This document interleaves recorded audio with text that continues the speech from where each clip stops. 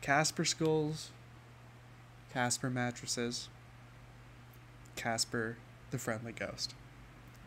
I've only met one of them, and that is Skulls. They're incredibly, incredibly nice. So nice. I may have to make the trip up to Sudbury at some point. Seems like a thriving scene in its own right, which is incredibly exciting. Some of those insular scenes end up popping out nuts acts. What sentence did I just say? Only scientists can tell us years from now. Please listen to this. Please listen to other episodes. If you like this, I recommend you check out Casper Skulls' music. See them live. Go to Sudbury. Write to your local MP. And if you like this podcast, write write to your MP too. Maybe they'll like it. I'm Alex Southey, and this is Your Worst Song.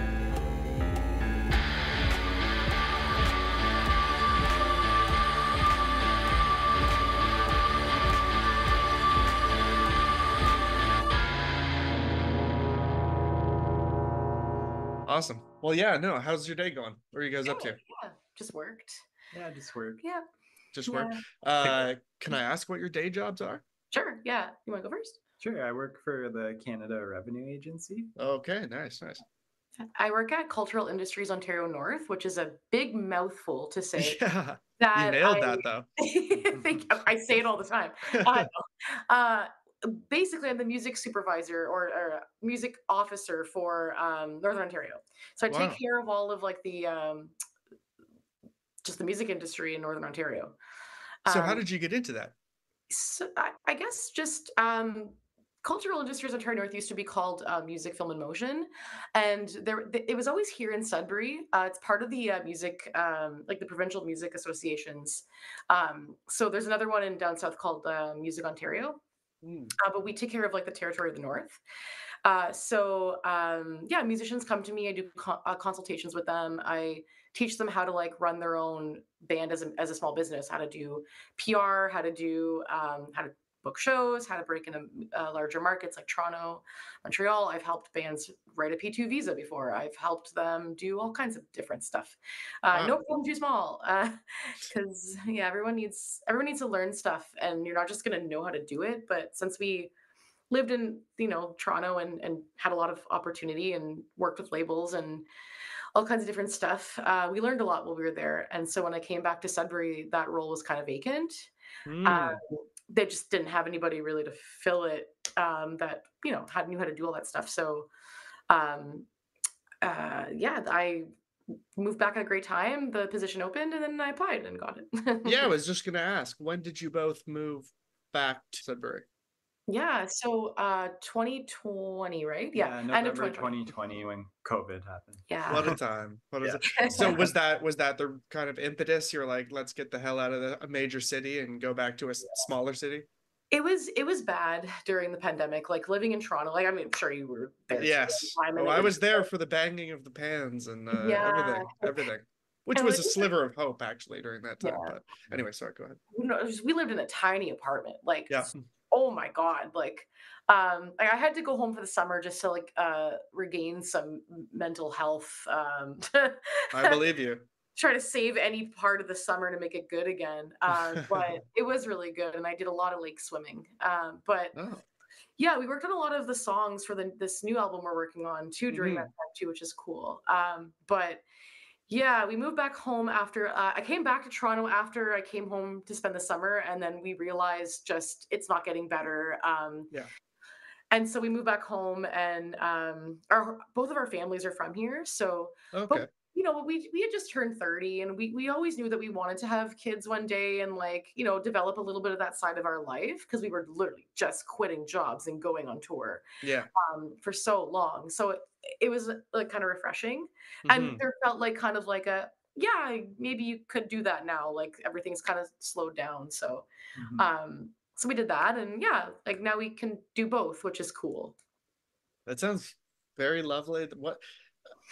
Almost everyone who I've asked about, just even as long as their career goes back 4 years or more, everyone's got a pandemic situation or story or whatever. I mean, it's a true rare historical event for everyone. I honestly, it's obviously morbid in so many ways, but I never get tired of hearing about how it shook up somebody or somebody's career or whatever. Yeah, It's interesting. perspective. Yeah. Well, I want to hear a bit more about Sudbury's music scene. Like, Oh my God, yeah. what is it like?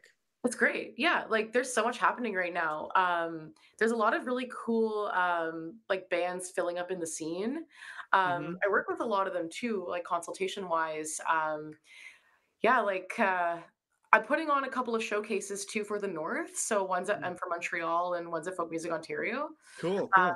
They haven't been announced who like got the Sure, showcases yet. sure. But, Yeah. like, just in general, like it's fun to kind of like sort of Help raise up the other yeah, boats. yeah. You're this Um, tide. Yeah. for sure, yeah, and yeah, like the music is like very much like there's like some post punk, there's some indie, there's some I was just like gonna ask folk, like, actually. It seems like yeah, some smaller cities, you'll go to them and go, oh yeah, it's a thriving music scene, but it's yeah. all heavy metal or it's Oh all no, punk. So it's yeah, all I'm here. curious. Does Sudbury doesn't lean one way? It's a very broad. It can like it used to lean a lot on the hardcore scene, like back in the day, like maybe in like the 2000s and stuff. Like every small town did Exactly. the Yeah, yeah, hall of yeah. those, right? But Yes.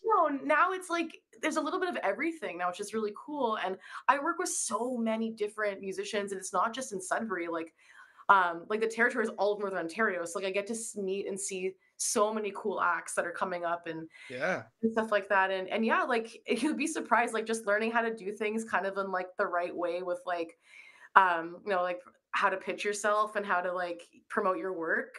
Like they're getting on Exclaim A list, like they're Right, getting right. in the Toronto shows. Like it's like they're there, but not like it's cool. Like it's just as soon as you learn to do it. But no, but there's a really good scene here, specifically in Sudbury, because like we're here, so we see a lot of that because we live here. But yeah, Yeah. the bands are really cool, and it's nice to see them like holding up in Toronto and like getting on bills and stuff too.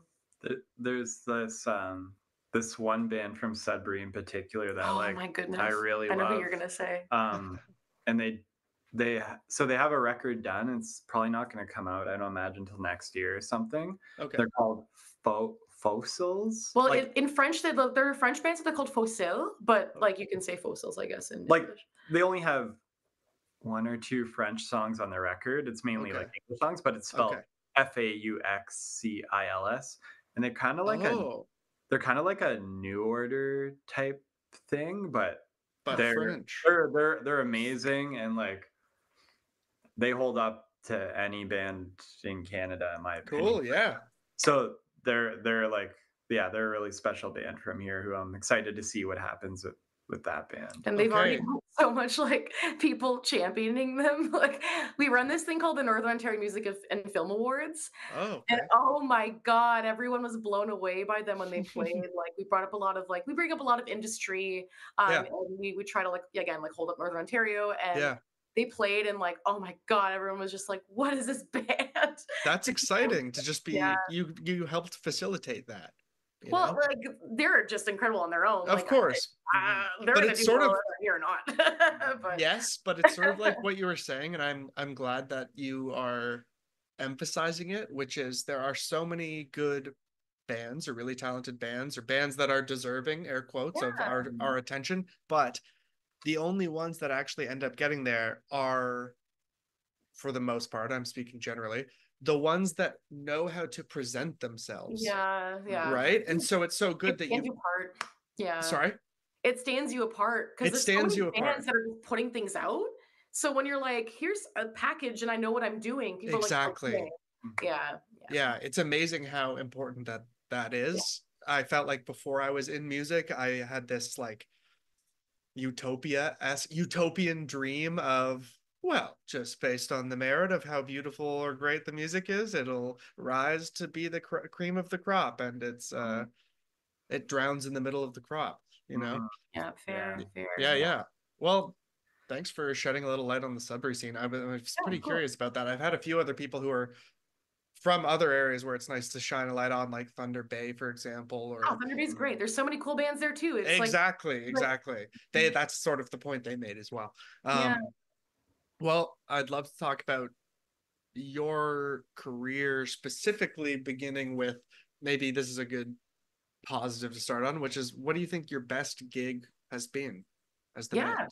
Yeah, it's a good question. So like we kind of have like different things that we think are Yeah, great. Like we've opened for a couple of like some dream acts of ours that like we're like they're like our idols. So like those shows like stand out for different reasons, but like we decided sure. to go with the best like just crowd wise, feeling wise, and like performance wise, and just overall like it felt like we were like we were like we blacked out or something like Yes, that. Like yes, it was yeah, that good. yeah. Was probably this show that we played in where was it again? It's like Carborough, North Yeah, Carolina. at Oh, Cat okay, Cradle. The venue's Cat's Cradle. Yeah. okay. We were on tour with Pub, and it was kind of like nearing the last few, like maybe like the fifth last show of the tour. So we're pretty tight at that point. Like we were feeling pretty confident and good. Hmm. And for whatever reason, and I don't know why, as soon as we stepped out on that stage, we just kind of like turned into these different people, and like it just Wow. felt so special and good, and the crowd was just feeding off of it so wonderfully. Like it was like a gig that you'd like really wish you could like. I hope I have that gig tonight. It was that. And so we decided to go with that one, but No, yeah. no, that's lovely. So, wow. And so, North Carolina Cat's Cradle. Had you been to North Carolina before? No, that's actually one of the places that we've never like we toured a lot in the States, but that was Mhm. the first time we had ever been there. So, Mhm. what was your impression before you went, and what was your impression after? Well, like before we went, I knew Cat's Cradle was like a good spot. Like, Hmm. Merge Records. Yes, actually, they Yeah. just came up on a previous interview I did. Okay, Oh, yeah. Yeah, So yeah. like Cat's Cradle is kind of like not their venue, like they don't own it, but like Yes, yes. that's like where Super Chunk used to play all the time. And Uh-huh. Okay. and um what was Jeff Tweedy's band before Wilco? Little Tupelo? Uncle Tupelo. Uncle Tupelo. Yeah. That they broke up on the Cat's Oh Cradle yeah, stage. that's true. Oh, I Um, read his book, so I read all about that, which was yeah, yeah, amazing, by the way. But yeah. That's a Yeah, great yeah. book. Yeah, I didn't put yeah, it together that it was that. yeah. Wow, that's That We fantastic. listened to that book on that tour, didn't we? might have been. We audio But, booked that one. That That's was like a exhibition in friendship ups and downs. oh That's yeah, if for you want a sure. love story-esque thing, but about Yeah, friends, you gotta read that. Yeah, that was. for sure. I'm saying this to the listeners. Yeah. So like we already had like that knowledge of history of that venue, so we were already excited to play the venue. so maybe that came into to Yeah, play. Like I don't yeah. know. Yeah, it was just a really special show for us. Like we just really liked it. Venue was really cool. Crowd was amazing. Cool. Uh, Yeah. Was the crowd was the kind of crowd where they felt I feel like a crowd can be amazing and quiet, and a crowd can be amazing and raucous. So what was it for you? Like they were chatty, but in a Hmm. really nice way. Like play forever. Ah, Like yeah, just like okay. cute and like fun and That's good. That's when there's yeah. kind of a And give then and we were take between like talking cutely like for to them on the stage. Like just like that whole kind of yes. thing. Like and It's like a little bit of crowd work. yeah, yeah, it was cute. Pub has a really young audience, so like a lot of them it was their first Yeah, show sweet. ever, sort of thing. Is So that how young their audience is? I'd say it Sometimes, ranges yeah. from like 13 to 50. Yeah. Like Right, it's right, right. really, They've but got a like good chunk. a Yeah, lot of wow. people in the front row are really young kids. Huh. So it's a lot of them. It's like their first show and stuff. That's Yeah. So cool. Wow. it's That's an really, exciting thing. And then they were that kind to you and throwing yeah, back these exactly. things. Yeah, Yeah. yeah, yeah. It was really sweet. No wonder that stands out. Yeah, but I'm also just curious about your impression of North Carolina, like being in the state. Oh, it's like It was beautiful. Yeah. Like we stayed in where did we stay again? It was like there's a really beautiful mountainy kind of like Oh, in Asheville, North Carolina. yeah. Okay. We played there as well. And Yeah. yeah, We probably it's kind drove of like out of it to stay. real. Yeah, there's really nice mountains there and Hmm. stuff like that. And Yeah. Big yeah, takeaway. really nice. Yeah, it's just a really nice state. Like it's really pretty. And Yeah. I've heard that. No, yeah, I've heard that. I'm sure. Yeah. Yeah. Wow. Okay, yeah, I'd love sweet. to go back there one Me day. too, yeah. Just out of curiosity, you said, because you guys said you've played a bunch all over the states. What is a favorite state of yours or favorite city that I you know were what like? we're gonna say. I know what we're gonna say. Like Washington. Washington. Washington. Yes. I think Washington, D.C. No, No, sorry, not DC. Washington, Washington State. State. Oh, the state. Yeah. Okay, because I said Or like state or city, Seattle. and then Yeah, okay, gotcha. Seattle. Actually, DC is sweet. We have a lot of really cool friends there, and like the scene there is really cool. Oh, okay. Really cool. But like Washington, it's just beautiful there. It's just, yeah. It's so beautiful. And it's like rainy, and I love that. And, Well, yeah, don't get me started on that. It's I'm from Vancouver. That's a lot of rain. That's a lot of rain. It loses its romantic luster after the fifth year. Yeah. But definitely sometimes Visiting. it's gorgeous. Yeah. Okay, what about worst gig? Probably, or Gus's pub. in Halifax. Yeah. Really? Yeah. Okay, please share. Okay, you know what? It's not even necessarily Gus's pub, because I'm going to say the same thing for Black Cat in Saskatoon. And it's nothing to do with the venues and nothing to do with this and that. It's the people coming in to gamble at these places. So you think that you're getting people in the door, like if you're headlining. Oh, no. Yeah. And they're like, I'm here to gamble. And you're like, oh, okay. So it's just a lot of, or is it the kind of gambling where Slot, you can hear the slot? Or what? I don't know what these things are. They're just like air slots. Like they're just like the touch screen ones. Yeah, like they're just like yeah. And then it's just a line for those, and while you're trying to play.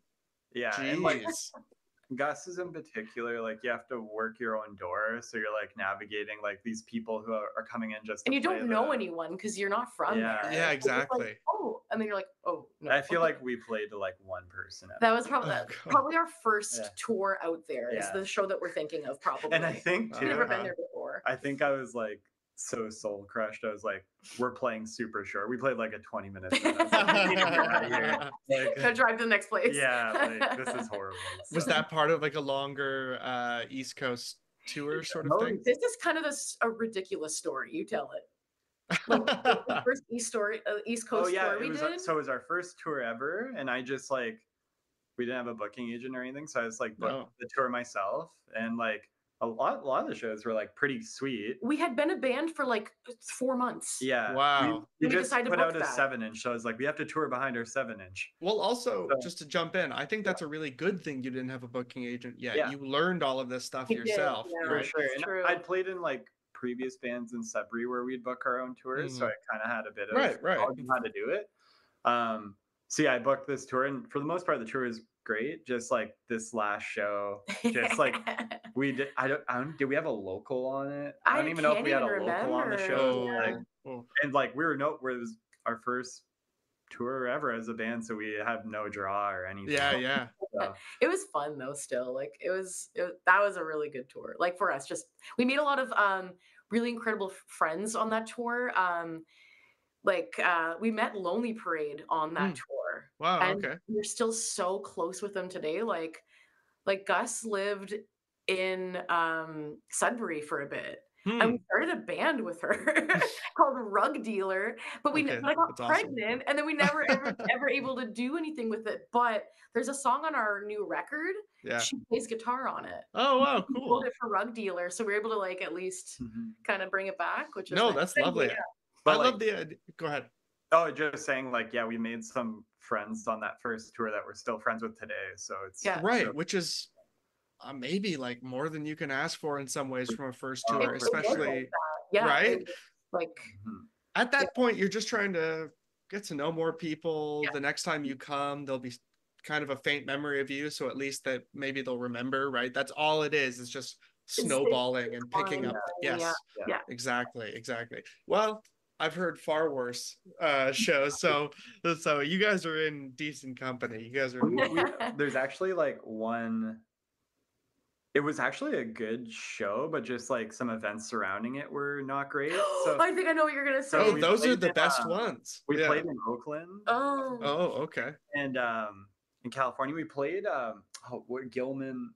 It's like this legendary punk venue where like back in the 90s, like Green Day came up there and like Blink 182, all those type of bands. Yeah. And No Effects and all that stuff.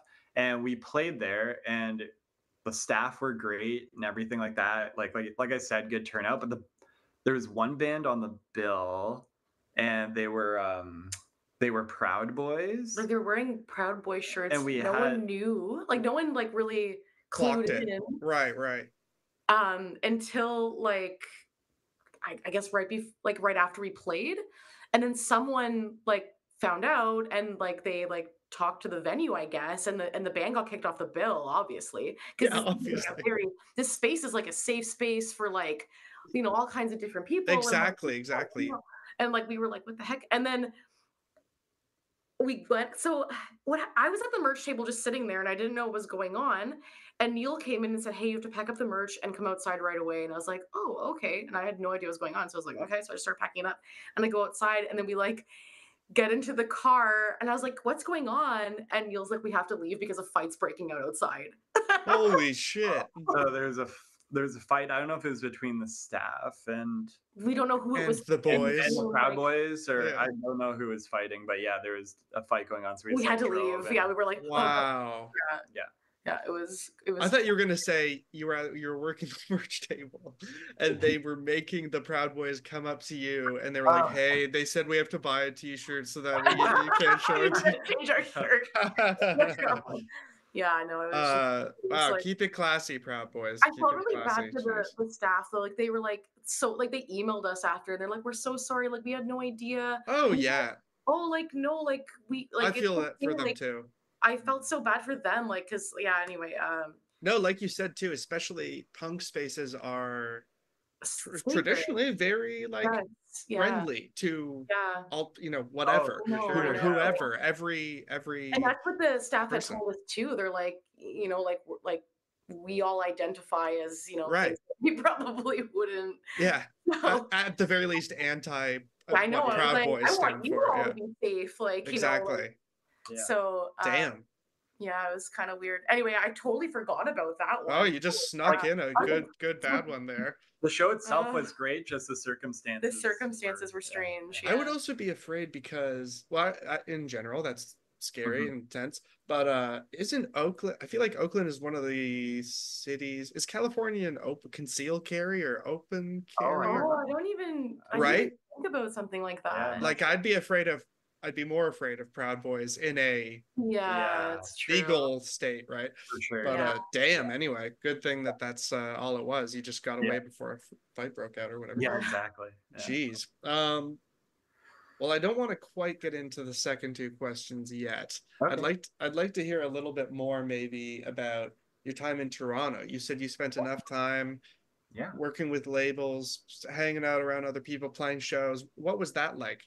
Yeah, I mean, we started out just being weirdos from Oakville. Well, we lived here in Sudbury, and then I moved out to Oakville. We were doing long distance for a little bit. I went to art school, and then Neil moved down with me my third year, and he was like, "I need to start a band." And I was like, "Well, we were kind of writing together a little bit here and there throughout that summer before he moved down." So I was like, "Well, let's try to find some people and put together something." So I love that phrasing. I need to start a band. Oh yeah, it's not. Oh, I think I'd like to, or what would you like to? It's I need to. How do we solve this? Needed it so badly. Went on Kijiji to find our drummer Chris. Literally, another band I talked to said they were like a Kijiji band, which is great. Yeah. Oh, Chris is amazing. Like we like Chris isn't in the band anymore there, but it's been a long time, and but like Chris became one of our best friends. Yeah, wow. I think we've got along so well. And then Chris brought Fraser into the band, and then we were all just like this wonderful little happy family. It was amazing.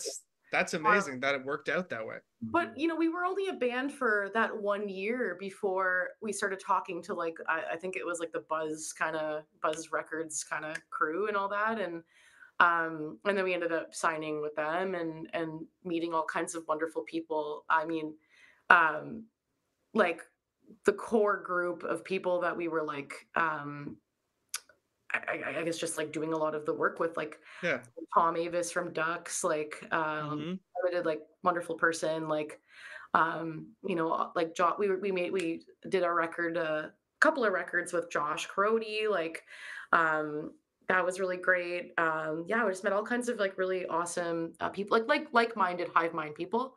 Right. Just like we all just love the same type of music. And you kind of feed off that Yeah. interest. It sustains you. And also, like at that time, like, oh, and also like Dilly Dally and all of them, like they came with us to our first, like to one of our shows out in, was it St. Catharines? And like that was like when we first signed, and they just wanted to like come and hang out with us and like get to know us. That's So awesome. we went, picked them up.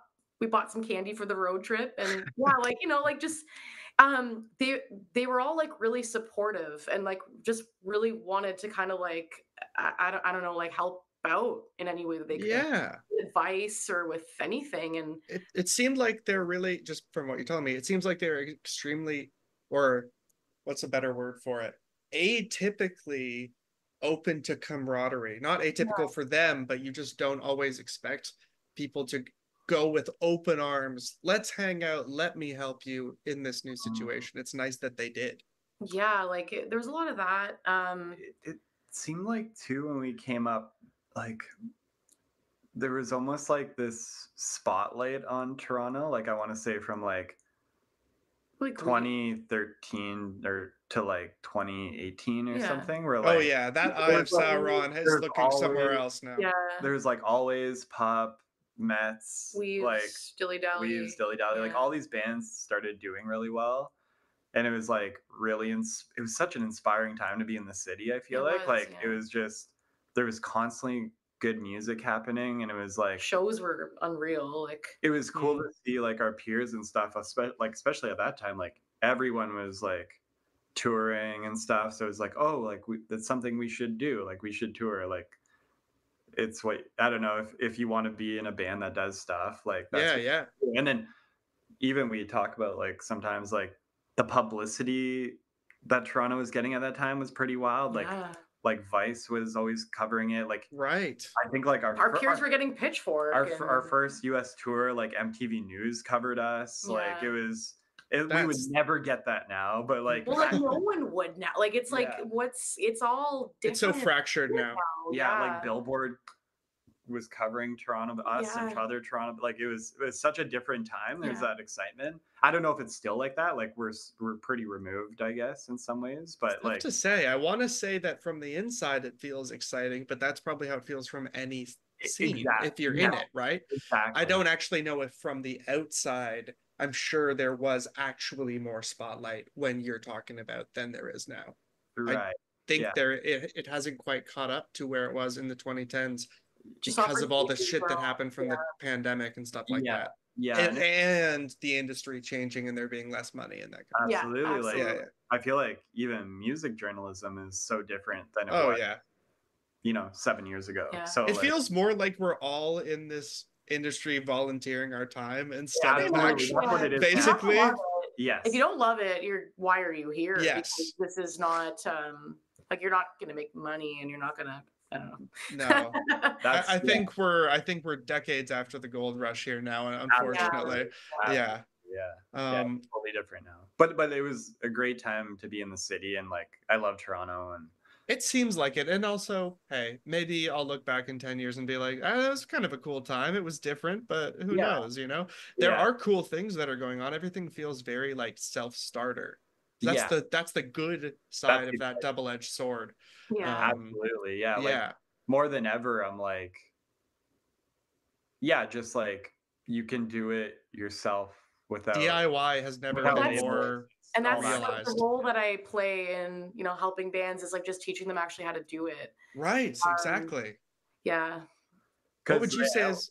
Sorry, go ahead. Oh, sorry. Like when we first started, like for our first little 7-inch, like I ran our own publicity campaign, and I was able to get like write-ups and stuff like that on our little 7-inch. So like I'm really interested in the idea of like going back to that and just reaching out, personally yourself, personally and stuff. Like I think as long as you don't hate like the tediousness that it always is of doing that stuff with the emails. If you can get past that, it's pretty worth it. I think you get a lot back. For sure. Yeah, absolutely. Yeah. Well, maybe the only thing I was going to ask before we get into the back half of the questions is I just in terms of the hell was it? It was on the tip of my mind. Yes, I saw you had won or were nominated for that SOCAN single award. What was that like? Tell me about that. Oh, that's pretty cool. Like, I think they still run that, the songwriting. I think they do. Songwriting prize. But yeah, in 2018, our song "Lingua Franca" was nominated for that, and that was really cool because, like we didn't. I don't know. I guess we just didn't even think about stuff like that, like getting inclusion for things like that. I don't know, like an award. Yeah, exactly. Nominations. Yeah. This scrappy little like Sonic Youth loving that everyone always says, like little band. So it was really cool to have a song, just like under a spotlight like that. That's so great, and I feel like SOCAN does a lot of good. It's a big net positive for the Canadian music industry, I think. That's nice. I'm glad that your experience was good. Yeah. Okay. So what do you think? Well, hot off the heels of that, actually, this makes sense. What do you think is Casper Skulls' best song that you've released publicly? Probably Lingua Franca. Okay, you think so? Okay, let's keep talking about it. Why that? Yeah, I know. Like that song. It's so fun to play live. So fun to sing. It's so fun to like listen to. I don't know. Like we just really, really liked working on that song, and the feedback on it was really great. I think it's just one of the best choruses we have.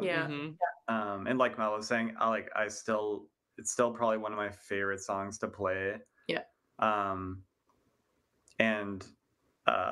What else was I gonna say?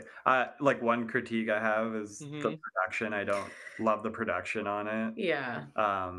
We learned a lot. We produced that record and didn't know what we were doing at all. So it's such a weird relationship that you have to have with like hearing yourself learn on record and just go, for the time it was what I could do. Exactly. It's a document. Yes, it's a document.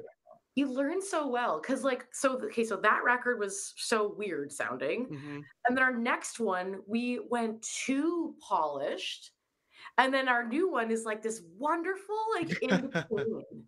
Like it's really cool to kind of it's learning. Exactly. You don't get there without learning. You sort of swept one way and swept the other way, and now you know how to balance it. I want to know too what works for songs. Like there was a lot of kind of like ideas of why we wanted to go polished on the last one, and it like made sense for reasons and things, and the type of songs that it was, but this one just did not call for it at all, and we could make that decision, which was nice. Like if this new record was polished, it would probably be kind of bad in my opinion. Like I would probably be like, it does the spirit isn't there, like there's something to be said about production and what that does to a record too. Yes, it's personality. But it's like, are you seeing a person wear a like tailored suit, or are you seeing them wear like a scraggly jacket? It's kind of the difference that those first impressions. Sorry, the motorcycle's going by. Go ahead. But yeah, it's funny, like even with this new record that we haven't even announced yet, but it'll be out next year. But I was gonna say we could hold off the episode until it's out, but that's a while. It won't be till like next spring. But like okay. Like even with the record, I'm like, there's still like there's no song on the record I think as good as Lingua Franca. Like I don't know if we'll ever write a song better again. I want to follow that up. Okay, I don't think enough bands like grapple with it. You know what I mean? I feel like sometimes you'll see, like if you saw the Rolling Stones now, maybe I'm wrong, maybe I'm making this up, but I feel like they go, but have you heard our new shit? And it's like, I know, Mick, but come on, like we want to hear. thing. under Like there's my something thumb about or the whatever. spirit of, you know, the past or the thing that got everyone liking you in the first place and turned the heads. Right. So, okay. So I guess my follow-up question is, obviously it would feel sort of maybe fake or wrong to try and replicate the success of that song. Yeah. But could you still see yourselves sort of going, okay, I can see ballpark what we were doing generally. What about, what am I trying to ask here? I guess I'm trying to say, Can we like, sort of go or try for the spirit of it again? yeah, without thinking it's the same thing. But I think sometimes Thesis is kind of like that. Like Thesis, like is in the okay, realm of lingua franca. That's a song on our last record. And like, but this one we don't have like a lingua franca per se, but like we've got other songs that are like catchy in their own kind of right, I guess. right. But yeah, I mean it's hard to say because you never know what someone or what people are just gonna end up getting behind. Gravitating to, yep. Yeah. So I feel like I can't even like say for sure. I just know that people really took to Thesis the way that they took to lingua franca. Mm. So like so that it gives me that idea, but I don't know what is going to be the lingua franca of this record. Of course. I think it might be this one song, but I don't know. Might be. But I don't. before you had released lingua franca, like officially, but presumably you were playing it live before a little bit. Yeah. Was it getting a really positive reaction where it was pretty clear, like, okay, Yeah. this should be a single based on it? Yeah, it was. Yeah. It was like hands down. Like because we do this thing where we jam right. So we play our songs live way in advance of putting out the record. So people get to know it, or they did anyway in Toronto, like that way. I love that. And so every time we play it, it just got the most reaction. And but yeah, it's interesting, like what also translating things live from a studio album. So different. Yeah. Or like, can be. Yeah, yeah, because you can change it. You can make it faster, you can make it slower, you can do really whatever you want with it.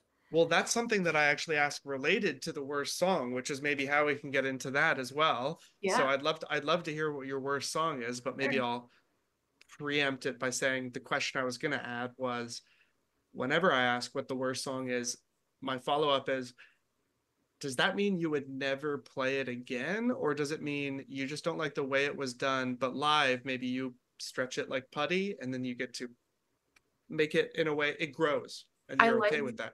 I like that you said that because the song that we're going to pick, we did do that. Oh, okay. Okay, well, then please reveal. Did you want to reveal it? Sure. So it's the B-side to our first 7-inch. It's called Because I'm Down. Because I'm Down. Okay, so like basically like the first 4 Casper Skulls songs and like singles that came out were all kind of leftover from a band I had in Sudbury. And that was obviously one of them. And it's just like there's not much to the lyrics, and it's kind of basic and repetitive, and it's kind of like a Mets ripoff, and it's that's funny. I don't know. It's just song. Band is playing a song now. Yeah. You filled all of the perfunctory functions of a song. Yeah, right. I don't know why we even chose that song to put on the 7-inch, but somehow we just kind of. Because I felt it was like a B-side. Like it would, like I want to release it, but I want to release it, but it's not special or anything. Yeah. Like. So now to go with what you said, yes. One day at our release show for the EP called Lips and Skull that we had, we decided to do it live, but I sing it. Oh, wow. That's a new way I hadn't heard before. Wow, that's cool. And everyone was like, what was that song? Yeah. Is that a new song? What is that song? Because if it's Neil singing it, it does just sound like a Mets thing or a, like a whatever. But when I sing it, it was like, it sounds different because it's not in that realm anymore. No, I get it. There's a bunch of things people, even if they don't mean to, it's like almost listening baggage. Once they hear like guys singing over this, then like, they know what so camp to put it in. Like, let's let Mets do that. So, like, we don't need to do that. But if I sing it, then it's like this new weird thing. It's harder to put your finger on it and just shove a stereotype on it. You know what I mean? Yeah. Yes. Wow, that's such a novel way of getting around that, because I've heard the tempo idea. I've heard changing the instrument you play it on, whatever. But okay. That's really interesting. Yeah, like we were kind of tossing around out of those first 4 singles we released. Like I still love King of Gold, which is our first song we ever released. I love that song. But the other 3 we were tossing around, like, which is the weakest of those 3? So we landed on Because I'm Down. Like we were talking about Nighthawks for a bit. Yeah. But like, I don't know, that song's kind of fun. And then there's another song called Mink Coats too. But like that song's also kind of fun. So we're like, I think it's Because I'm Down. You're sort of getting to what else I was going to ask, which is some people, when I ask them on the podcast, sometimes even then they're like, oh, I know what song I'm going to talk about. Right. But whereas it seemed like you had naturally thought, okay, it's only going to be between this 3, but then both of you had to think about which of the 3 it would be. Is that correct? Yeah. So what is it about that time period then? Because it must, 3 out of 4 doesn't lie.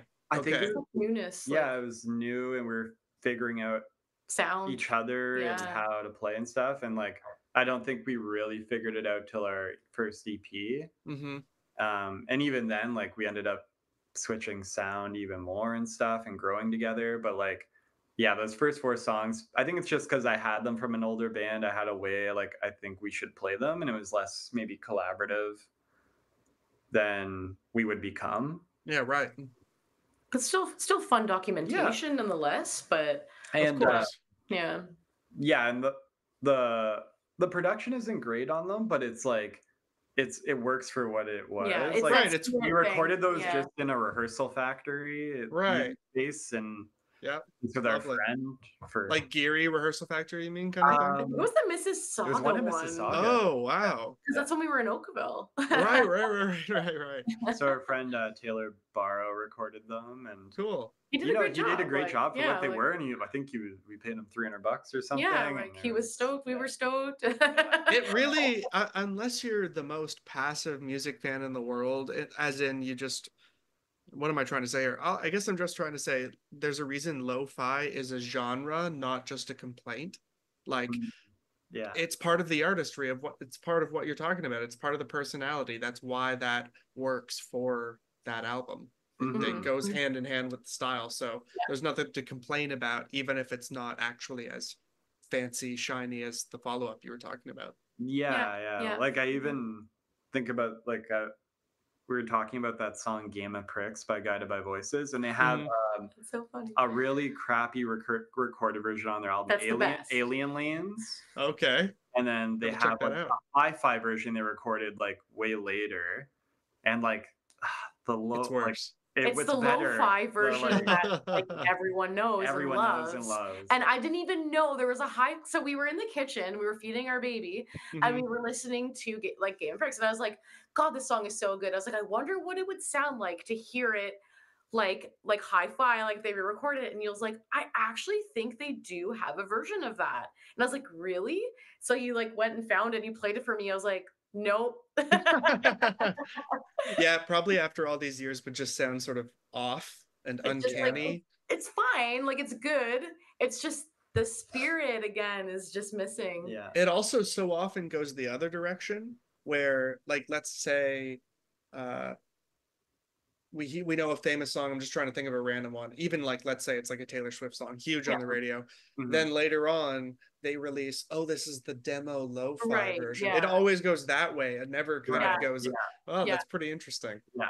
It's pretty interesting. Well, thank you so much for coming on the podcast. I appreciate you taking the time, and thanks for deciding to take the time to think about what's your worst song, which is a weird homework to give. Fun to do. It was fun. Good. It brought us back to in time a little bit. Like it made us kind of nostalgic, and that's part of the fun of doing this. Even for me, I can see how much sometimes people enjoy talking about older stories where it's like what happened with you guys actually with your first worst story. You're reminded of something mid-sentence and you're like, that. yeah, it's great. So thank you. Yeah. Well, what I usually do is have the guest take us out. So if you wouldn't mind, just state your names again, state the band name, and state the song name. Worst song. Can I go first? Sure. I'm Neil. I'm Melanie. We're from the band Casper Skulls. And our worst song is Because I'm Down.